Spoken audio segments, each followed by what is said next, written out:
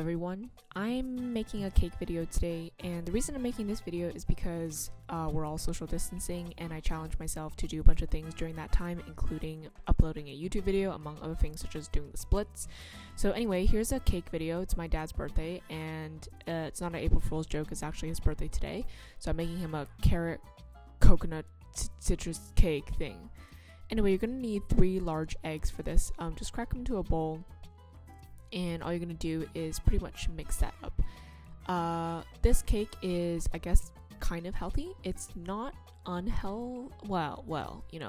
it's a cake, but it's not as unhealthy as some carrot cakes are.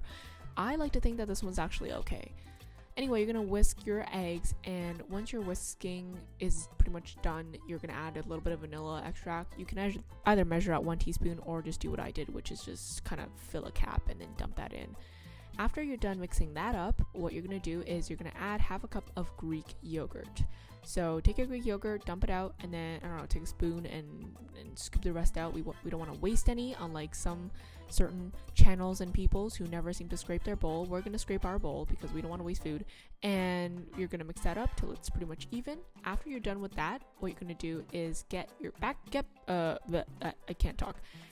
your half cup, and what you're going to do is take some honey.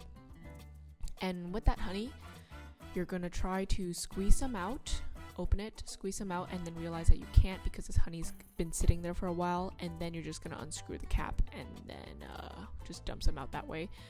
This recipe originally called for half a cup of maple syrup, but unfortunately I don't have that, and I don't, during these times I don't want to just run to the grocery store, so we're just going to make do with honey. But because honey is so much thicker and sweeter, we're just going to use about a 1/3 cup of that, and just add some coconut oil to thin that out. So we're going to use about a 1/4 cup of coconut oil.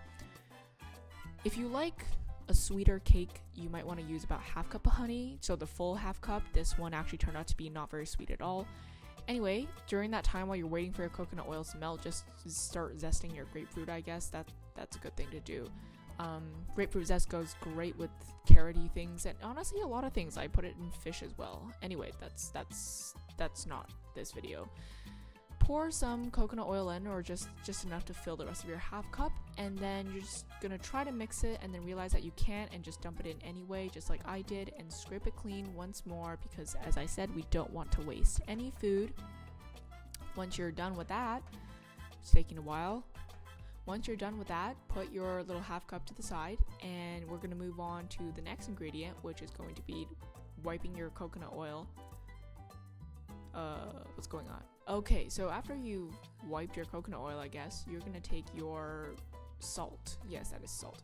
I'm going to do about a 1/4 teaspoon of kosher salt. As you can see, I had a teaspoon, and I did not fill it up, otherwise it would be way too salty.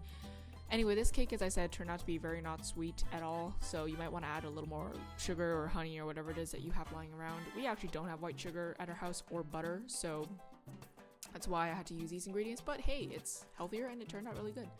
You're going to zest your orange and your grapefruit. You're going to sniff it, make sure there's enough orange zest and it smells like an orange, and apparently it did not, so I zested some more. This is a carrot orange, but I think a navel would work as well, but honestly my knowledge of oranges is limited to whatever the heck they have at Costco. So now that you're done zesting, you're going to add your carrots. I have grated 2. I did not measure out how many grams that was, but just 2 kind of skinny-ish carrots, I guess.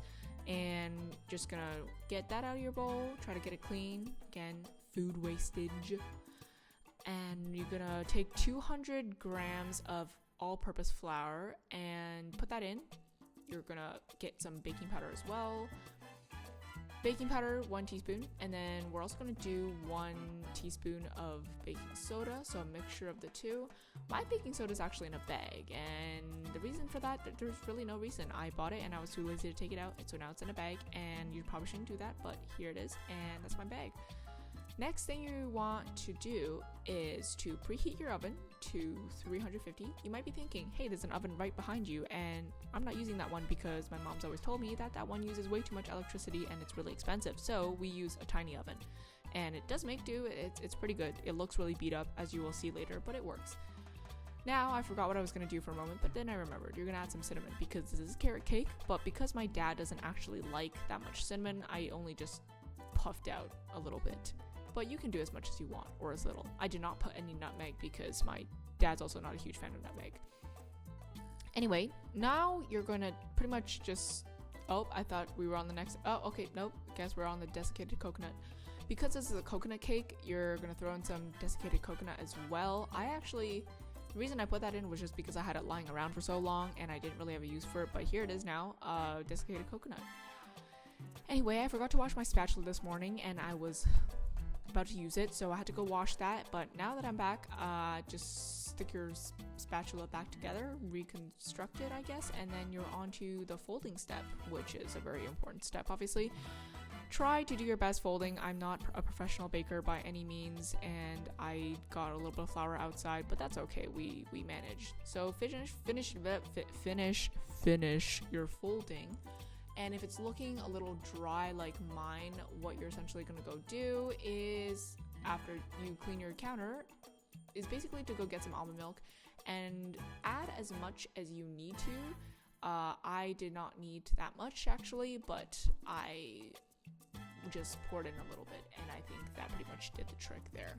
So just a splash, and then mix that until it's all good, and that should be okay for your batter. So once you're done with your batter, you just want to set that to the side and grab your tin. And with your tin, it's a 8-9 inch-ish tin thing, and just get a perfectly cut out piece of parchment, which I already pre-did. I think, it's not rocket science. You guys know how to do that. But essentially, once you kind of place that around and made that a nice looking thing, you're just going to want to take a little bit of oil. So I just took my coconut oil there, and I just to dip my finger in because I'm ratchet, and then you just go around and oil it a little bit. Again, we don't have butter at my house, so this is what we did. Now you're just going to take your batter and dump that into your prepped cake tin. Once that's in, you just want to kind of lightly go at it and grab it a little bit. Don't waste food. Take your spatula and smooth things out. And once you're done that, it is pretty much good for the oven. Stick it in the oven. It should go in at 350. And I mentioned earlier that this little oven looks really bad, but it's a good oven. It works.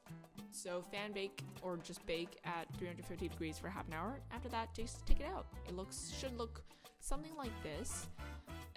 And you're gonna take a toothpick, stick it in. It should come out perfectly dry. So half an hour was pretty good. I've actually never baked this cake before, but it turned out that half an hour was just right. Yay, it's clean. And so now you can just kind of toss a toothpick to the side and dump your cake out. Once it's on a rack, you're just gonna let it cool for a while, or just I completely forgot. You just let it cool in the tin for like 15 minutes and then you put it on a rack. But hey, look, it looks pretty good. And next thing you do is just cut it and eat it.